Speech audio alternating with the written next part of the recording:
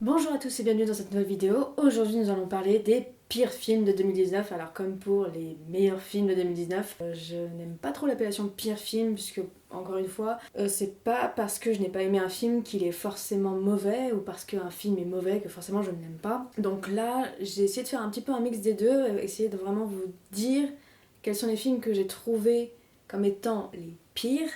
C'est-à-dire comme quoi ils sont mal faits, ils sont mal conçus, le montage est raté, le scénario est bancal, les acteurs sont mauvais, ce genre de choses. Et en même temps sur mon ressenti personnel sur le fait que le film m'a déçu, le film je l'ai pas aimé, le film je l'ai pas compris aussi. Aussi je voudrais vous dire que lorsque je vais voir un film au cinéma, je vais souvent voir les films qui m'intéressent, je ne vais pas voir un film où je sais que je vais foncièrement détester juste pour cracher dessus à sa sortie. Je trouve que c'est pas très intéressant, ça me fait perdre du temps, je n'aime pas trop ça. Donc là, dans la liste des films que je vais citer, c'est surtout des déceptions. Parce que c'est des films que j'attendais pour certains, d'autres où je suis allée un petit peu comme ça par hasard.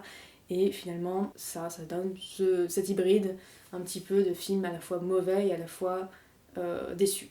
Je vous propose de commencer doucement avec le numéro 10. Alors le numéro 10 c'est Captive State, donc c'est un film de science-fiction qui est passé assez inaperçu en France parce que ce n'est pas une adaptation de comics ou un gros blockbuster.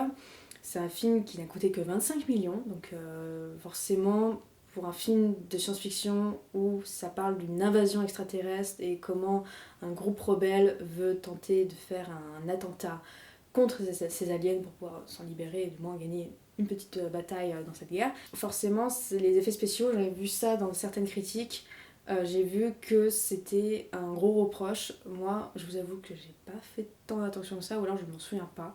Je vais pas trop épiloguer là-dessus. Je vais plutôt parler du scénario, comme quoi le scénario et les scènes, je trouvais qu'elles étaient intéressantes lorsqu'il n'y avait pas de dialogue. C'est vraiment mon ressenti que j'ai ressenti en voyant le film. C'était vraiment les moments de tension les plus réussis, c'était les moments où justement il n'y avait pas les dialogues et du coup c'était vraiment raconté par l'image, par le montage et c'est là où on était nerveux, c'est là où vraiment le réalisateur nous faisait ressentir des choses. Sinon, j'ai trouvé le film assez plat, assez poussif par moments. Voilà, il veut nous donner des enjeux et finalement, c'est des enjeux-là, pas à les considérer comme des vrais enjeux. On n'arrive pas à se mettre du côté des personnages, je trouve. Et ce qui fait que le film est assez oubliable. Voilà, c'est peut-être son plus gros défaut, c'est d'être oubliable. Et voilà. Après, il y a des idées qui sont intéressantes. Donc, il n'est que dixième. Donc, si le sujet vous intéresse et si vous êtes un petit peu curieux pour voir des films de science-fiction qui ne sont pas issus qui n'ont pas des gros budgets, donc qui doivent faire preuve d'ingéniosité, il y a quand même des choses intéressantes. C'est assez dissimulé, c'est assez dispatché dans tout le film, mais il y a des idées. Donc voilà, le dixième film. Alors en numéro 9 nous avons Anna. Donc Anna c'est le film qui a été réalisé par Luc Besson, qui nous raconte l'histoire d'une espionne russe qui va travailler pour le KGB mais qui va aussi pas mal changer de camp au cours du film. C'est vraiment un ping-pong, elle passe d'un côté à l'autre, ou alors on découvre qu'en fait elle était depuis tout ce temps de ce côté-là, puis ensuite de ce côté-là en fait. Et en fait du coup c'est une double agent, triple agent. C'est compliqué à pouvoir décrire. Je suis désolée, je lis mes notes. On va commencer par parler des qualités du film quand même. Le film, je trouve qu'esthétiquement, il est beau, l'image est très belle, la photographie est assez sympa. Je trouve que l'actrice principale aussi s'en sort très très bien. Elle est assez jeune, c'est un de ses premiers films. Elle est mannequin, si je dis pas de bêtises. Et je trouve qu'elle s'en sort plutôt bien dans ce rôle-là, surtout que c'est pas un rôle qui est très facile, puisque c'est un rôle. Justement, elle est sur tous les fronts, il faut en même temps, on est envie de la connaître, il faut qu'en même temps elle ait des fêlures, quelque chose de brisé en elle. Donc c'est pas un personnage facile, le personnage d'Anna.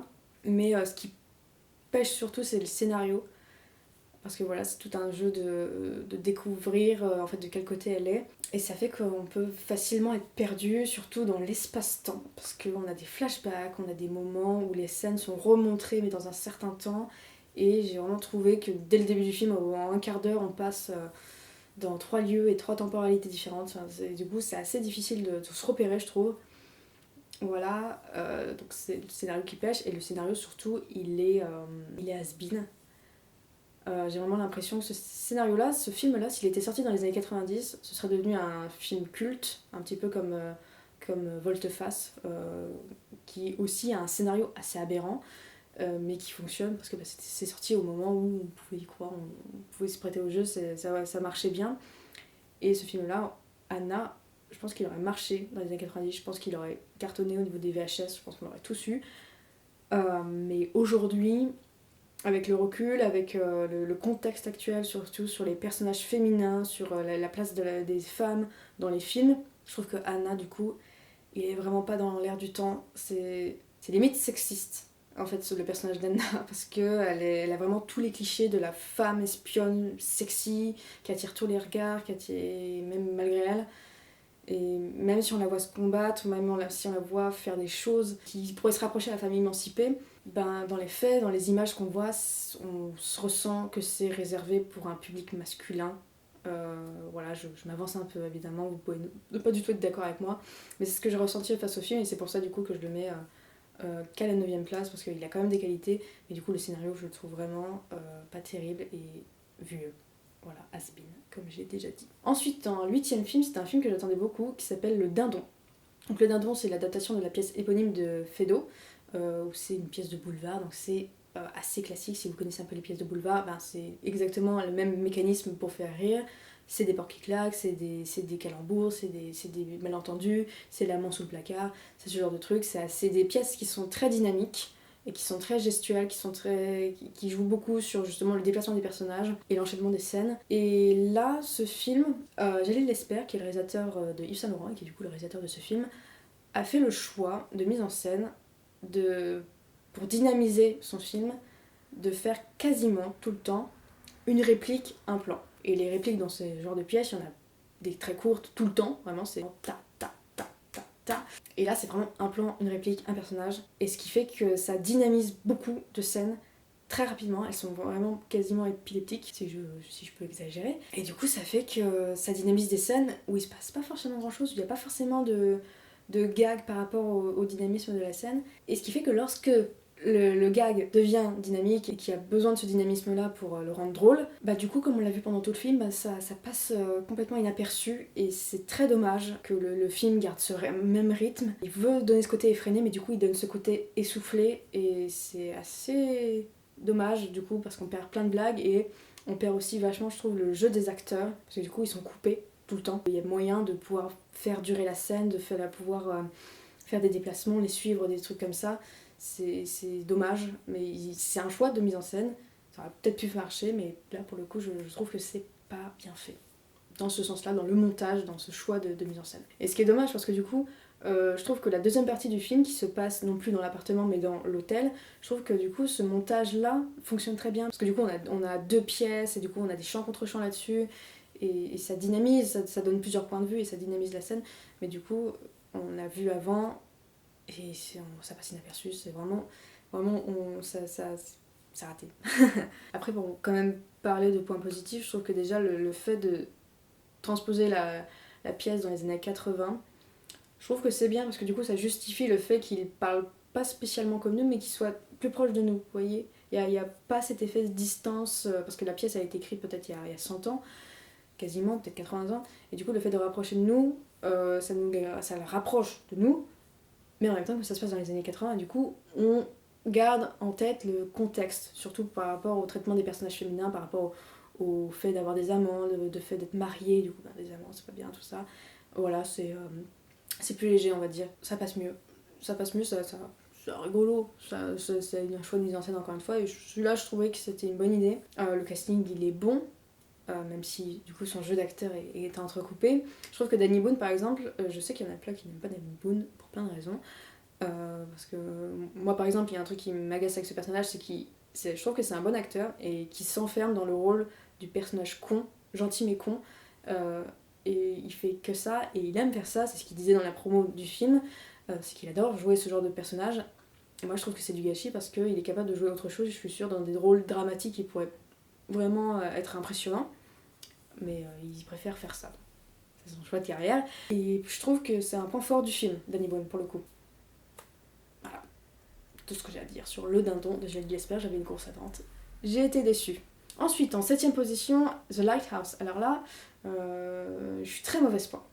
Je suis très mauvaise foi parce que je sais que c'est un film qui joue justement sur le malaisant, sur le bizarre, sur le truc douteux, tout ça. Mais je vais être honnête avec moi-même, c'est que je n'ai pas aimé le film. et je ne l'ai pas aimé pour sa thématique en fait. The Lighthouse, ça parle de deux gardiens de phare qui sont du coup sur une petite île et qui sont en proie à la solitude, et comme ils sont en proie à la solitude et à l'alcoolisme, ça les rend fous, ils sont frustrés sexuellement, ce genre de choses. Et la frustration sexuelle, c'est vraiment la thématique quasiment principale du film. Ça me barbe, ça me saoule, ça ne m'attire pas ce genre de thématique, ça m'énerve plus qu'autre chose, ça me m'éveille rien du tout si ce n'est du... Quand je dis que c'est la thématique principale, c'est vraiment la thématique principale. Merde, tu m'as perdu? Non, je suis floue? Là, sur moi. Ok, voilà, c'est la thématique de la frustration sexuelle, c'est vraiment pendant tout le film, c'est que ça, c'est limite ça justifie le fait qu'il n'y ait pas de personnage féminin, quasiment, puisqu'il y a une apparition à un moment donné, et que le phare, c'est le symbole phallique, voilà, je ne fais pas un dessin là-dessus, et il y a plein de métaphores qui sont contenues dans le film pour parler de ça, et moi, les films qui parlent que de ça me plaît pas, j'ai pas été touchée et j'ai pas trouvé que les acteurs étaient forcément bons. Alors William Dafoe, je trouve que du coup dans le rôle du fou, on a l'habitude de le voir comme ça, il a aussi une gueule d'acteur qui fait que il se met facilement dans la peau de ce genre de personnage. Mais pour le coup, j'ai trouvé que Robert Pattinson, même si je trouve que c'est un bon acteur, même si je sais qu'il y en a qui détestent Twilight, je sais ça, mais c'est un très bon acteur, je vous jure. Moi, j'ai trouvé que dans ce rôle-là, il était pas du tout à l'aise, il était pas du tout dans le truc. J'ai trouvé que lorsqu'il imitait un fou, il imitait un fou, il n'arrivait pas à l'incarner. Et du coup, j'ai trouvé vraiment en dessous. Mais ça, à la limite, encore une fois, c'est mon point de vue. Je sais que ça peut plaire, ce genre de jeu d'acteur, et que ça peut fonctionner, ça peut donner un autre personnage pour une autre personne. Mais moi j'ai trouvé que non, ça valait pas le coup. Mais encore une fois, c'est que mon avis, je sais que le film a des bonnes critiques, je sais qu'il est intéressant sur certains points de vue, mais moi je n'ai pas aimé, et c'est pour ça que je l'ai mis dans mon classement. Ensuite, en sixième film, alors c'est un peu la même raison pour laquelle j'ai choisi The Lighthouse dans mon classement, c'est Eve. Alors Yves, j'en ai déjà parlé dans une de mes vidéos, et je vais rester là-dessus parce que Yves, c'est très déroutant, c'est très absurde, et je sais pas quoi en tirer, et pareil, ça parle de la sexualité, avec peut-être les IA qu'on va avoir dans le futur. Et je trouve pas que ce soit bien traité dans le film, je trouve pas que ça exploite toutes les possibilités de scénario qu'il pouvait y avoir et qui pouvaient être très intéressants. Je trouve qu'il laisse sur la fin, et que malgré son scénario, malgré son idée, il va pas jusqu'au bout, et du coup ça fait qu'on a des brides de choses, des directives, mais que ça ne mène à rien. Alors ça joue sur l'absurde pour donner l'effet comique, mais l'absurde au bout d'un moment, d'en avoir trop, moi peut-être que je suis pas le public visé, mais j'ai trouvé que du coup ça partait dans tous les sens et que limite le scénariste s'est dit attends, je vais tout caser, je vais caser toutes mes idées que j'ai eues dernièrement et je vais voir si ça marche, et s'ils acceptent, écoute, tant mieux. Et du coup là ça a fonctionné, le film a été fait et le scénariste doit se dire ok. Peut-être j'extrapole évidemment, je suis de mauvaise foi, mais non, je n'ai pas aimé Yves, et je l'ai trouvé dommage pour son sujet. Ensuite, cinquième film, nous avons Chamboule tout. Donc Chamboule tout, je vais vous montrer un extrait de la vidéo où j'en parle. J'ai pas aimé. C'est un petit mouchoir, mais avec rien pour lui. C'est vraiment mauvais. Les personnages ne font que parler de cul et du fait de vouloir tromper son partenaire, tout ça. Ça pourrait être un enjeu, l'infidélité dans un film, pourquoi pas. Sauf que là, c'est même pas un enjeu, c'est même pas un obstacle, c'est rien du tout. C'est juste une anecdote, c'est juste pour faire une blague. Et voilà, ça m'a énervé, j'ai trouvé ça nul. Et c'est pas de la mauvaise foi pour dire c'est des acteurs nuls, tout ça. Non, non, les acteurs, je les aime beaucoup. Il y a Michael Youn, il y a José Garcia, il y a Alexandra Lamy. Voilà, eux, je les aime beaucoup. Et dans d'autres films, ils sont très très bons. Voilà, oui, effectivement, je n'ai pas aimé ce film. J'ai trouvé que c'était un ramassis de clichés. J'ai trouvé que c'était le film français facile de quarantenaires riches qui vont dans une maison de vacances, qui se plaignent de leur vie. Et encore une fois, on revient sur la frustration sexuelle. Et c'est nul. Je trouve que les effets comiques sont pas drôles. Je retiens juste la blague de la boulangerie qui est assez marrante, où il y a la boulangère qui dit ça c'est le pain des amis, c'est une très belle chose, et la cliente qui dit ça c'est le pain des amis, non non on va pas prendre ça, on va prendre plutôt les deux bâtards là-bas. Et ça m'a fait rire sur le moment, mais je ne retiens que ça. Je retiens que juste ce dialogue-là, je n'ai pas trouvé que le reste était bon. Dans ma vidéo, il me semble que je critique le scénario, et en fait je ne savais pas, mais c'est inspiré d'une histoire vraie. Donc le fait de critiquer ces personnages, en fait je reviens à critiquer des vrais gens. Et bah ça, je sais pas du coup si ça vaut le coup que je donne spécialement mon avis là-dessus. Même si dans le cadre du film, je trouvais que c'était nul. Mais voilà, je ne veux pas extrapoler non plus, puisque du coup, ça n'a pas d'intérêt de critiquer la vie des gens. Ensuite, en numéro 4, nous avons Cats. Alors Cats, je pense qu'il est dans beaucoup de classements de pires films de l'année. Si vous n'en avez pas entendu parler, allez voir, parce qu'il y a beaucoup de critiques dessus et beaucoup d'articles de presse qui abordent le fait que le film s'est fait détruire par la critique. C'est même pas l'article n'est même pas tourné sur le film, il est tourné sur les critiques du film tellement c'était violent et justifié peut-être. Alors Cats, c'est l'adaptation de la pièce de Broadway qui raconte l'histoire de la vie de chats pendant une nuit qui vont faire un concours et s'ils réussissent le concours, ils peuvent avoir une nouvelle vie. Donc on est dans le délire des 9 vies du chat. Et c'est évidemment chanté, c'est une comédie musicale. Et à Broadway, c'est un immense succès, au même titre que Mamma Mia ou Les Misérables, c'est vraiment une pièce de référence là-bas. Voiture. Et il y a des petits soucis, donc je vais venir là-dessus. Déjà, on va parler des effets spéciaux. Alors, autant il y a des moments où les effets spéciaux fonctionnent plutôt bien, autant il y a des choses qui se produisent et qui, à l'œil, sont vraiment très laides. Ce n'est pas possible de faire en 2020, ou en l'occurrence ici en 2019, un film avec des effets spéciaux qui ont été aussi ratés. Pour vous dire à quel point ils étaient ratés, aux États-Unis, le film est sorti. Les distributeurs ont récupéré les copies du film pour pouvoir améliorer les effets spéciaux et pouvoir le ressortir dans une version acceptable. C'est vous dire à quel point les effets spéciaux étaient ratés.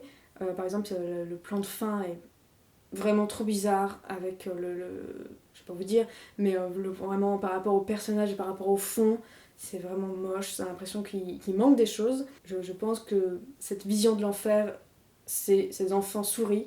Si vous avez vu le film, si vous avez vu les extraits peut-être, les enfants souris sont ratés. C'est vraiment très très moche. C'est pas possible de faire un film comme ça.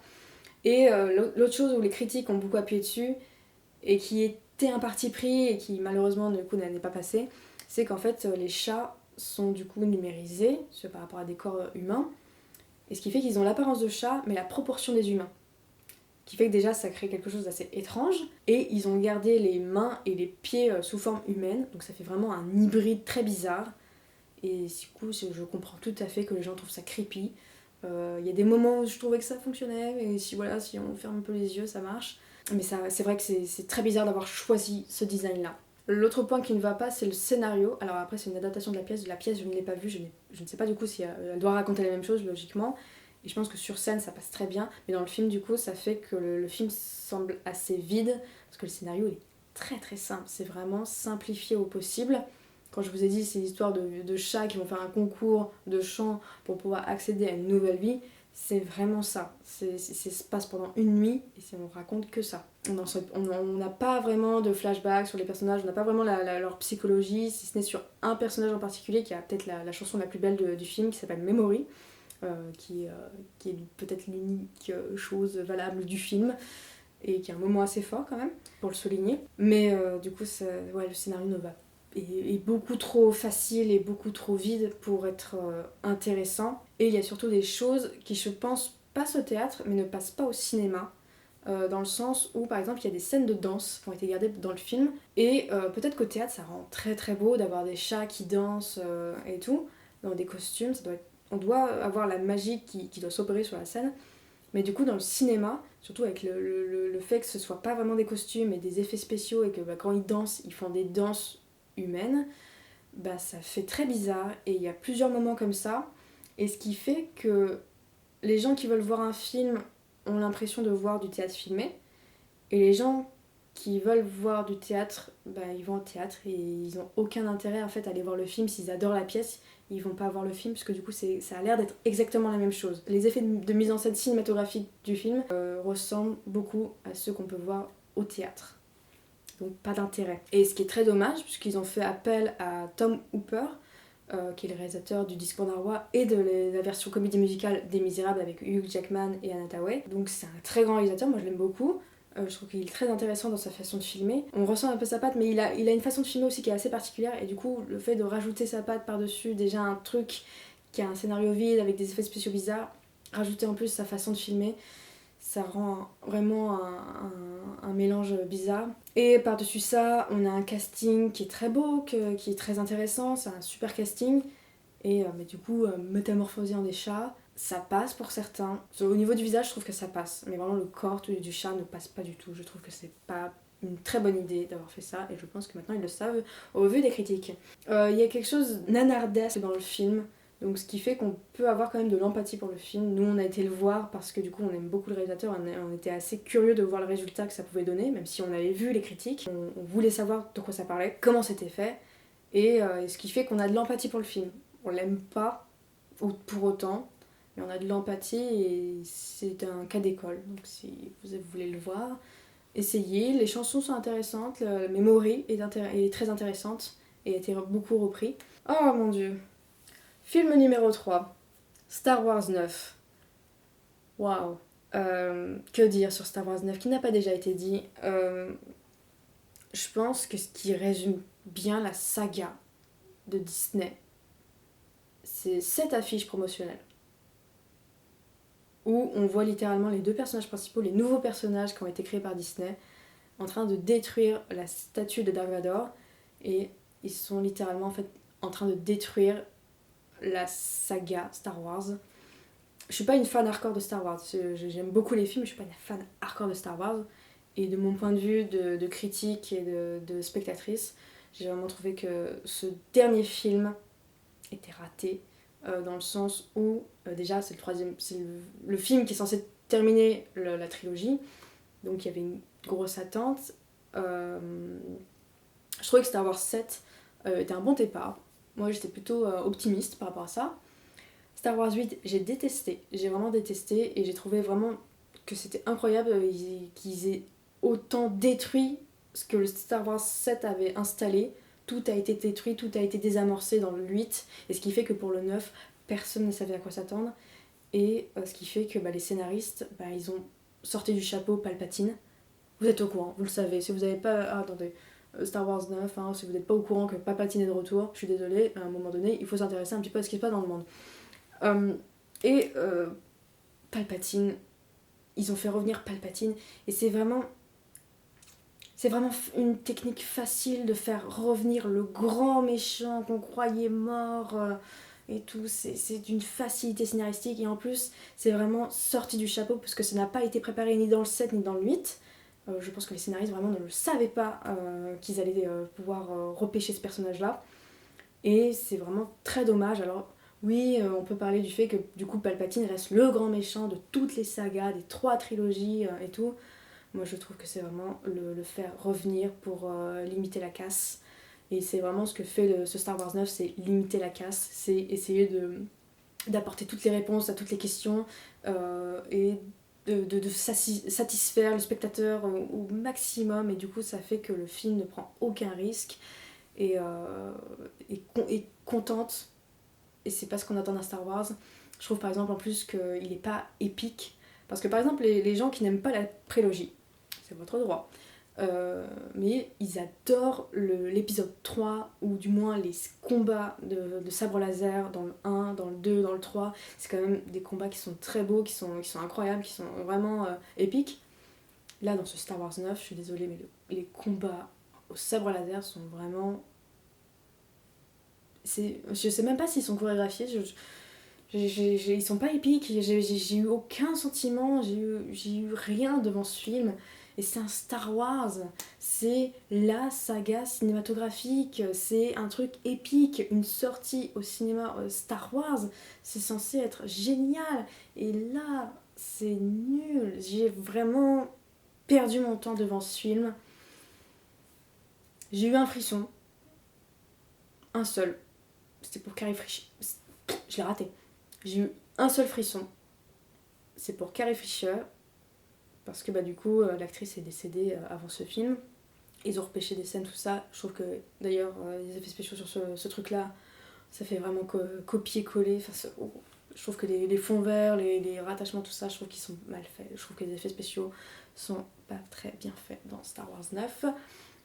Mais j'ai eu mon moment de frisson pour Carrie Fisher. Je trouvais que voilà, ça doit pas être simple d'avoir un acteur qui décède surtout sur un film comme ça, et de pouvoir gérer du coup la mort d'un personnage.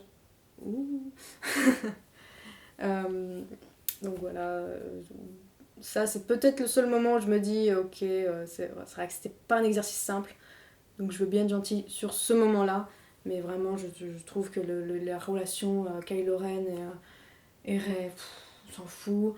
Oh, et puis la révélation sur Rey, ça sort de nulle part ce truc. Rey, putain.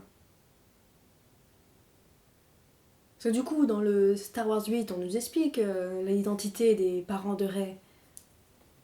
Et du coup, dans le Star Wars 9, on nous explique que ah oui, mais il fallait pas se concentrer sur les parents de Rey. Ah ah, vous n'y avez pas pensé à ça. Oh, scénario incroyable, n'est-ce pas? Disney avait un univers à construire avec Star Wars. Moi, je trouvais que le Star Wars 7, allez, pourquoi pas, j'étais encourageante là-dessus, ça pouvait bien démarrer. Le Star Wars 8, il a tout détruit. Le Star Wars 9, il a essayé du coup de se rattacher à ça et de combler des trucs. Ils essaient d'inventer des choses entre les personnages, putain, on s'en fout. Finn, on s'en fout. Le pilote, je sais plus comment il s'appelle, on s'en fout. Tout ça, ils ont pas le charisme des anciens personnages. Ils sont. C'est nul, ça m'énerve déjà d'en parler. Je trouve que la fiche promotionnelle du coup dont je vous ai parlé représente très bien ce que Disney a fait à Star Wars.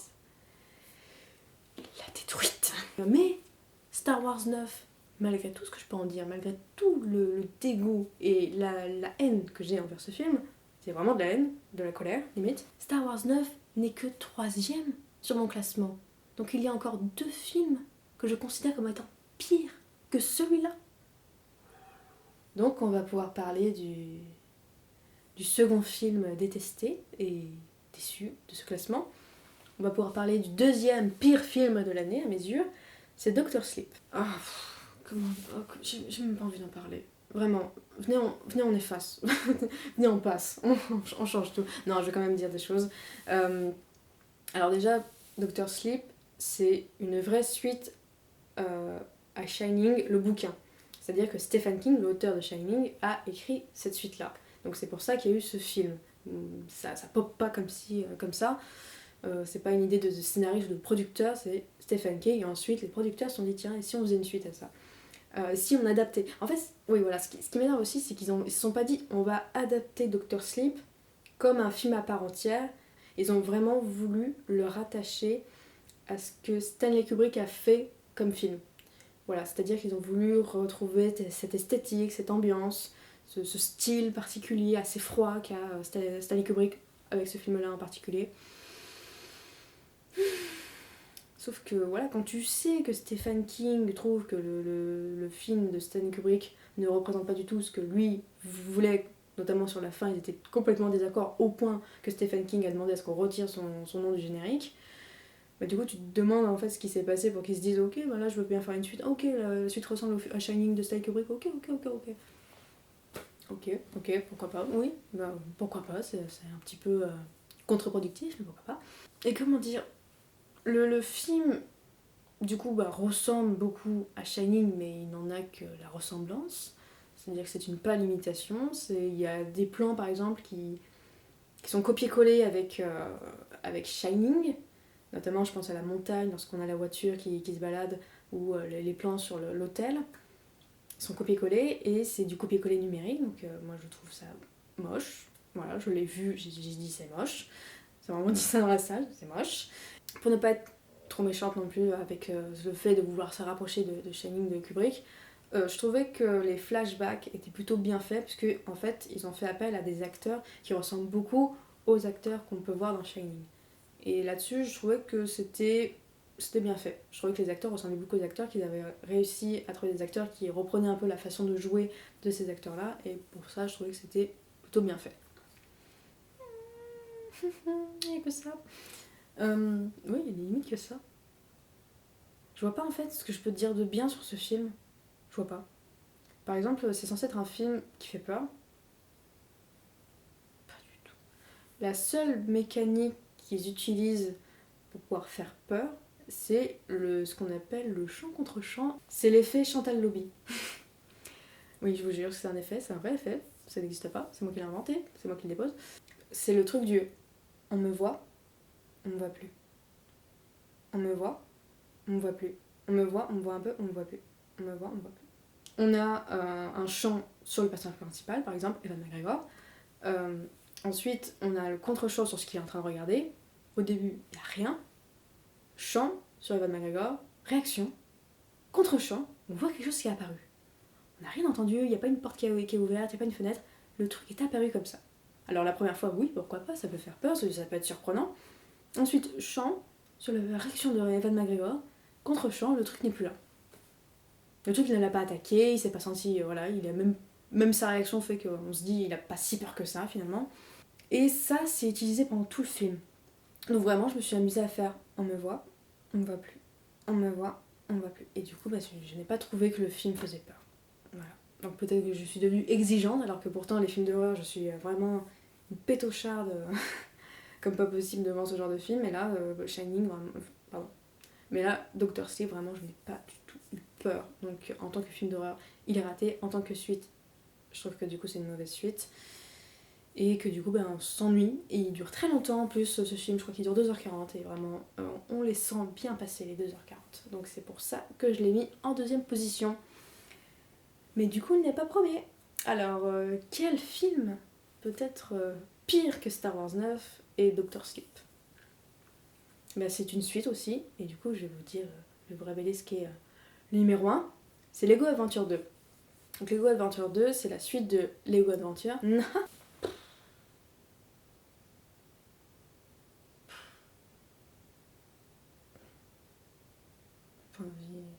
Lego Adventure, j'avais beaucoup aimé ce film, et vraiment, je suis une grande amatrice de cinéma d'animation, et j'ai trouvé que Lego Adventure, en plus d'avoir une animation avec des Lego, c'était très bien fait, et je trouvais que son scénario était très bien fait parce que c'est comique, c'est voilà, c'est un voyage initiatique, ce genre de choses, c'est des trucs qu'on peut montrer aux enfants et qui plaisent à la famille et qui peuvent intéresser à la fois les parents et les enfants.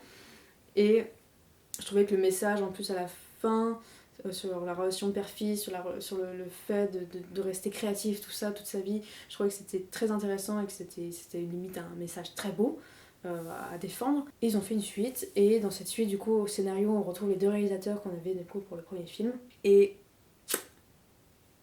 oh là là, c'est pire que rien. C'est vraiment pas terrible du tout.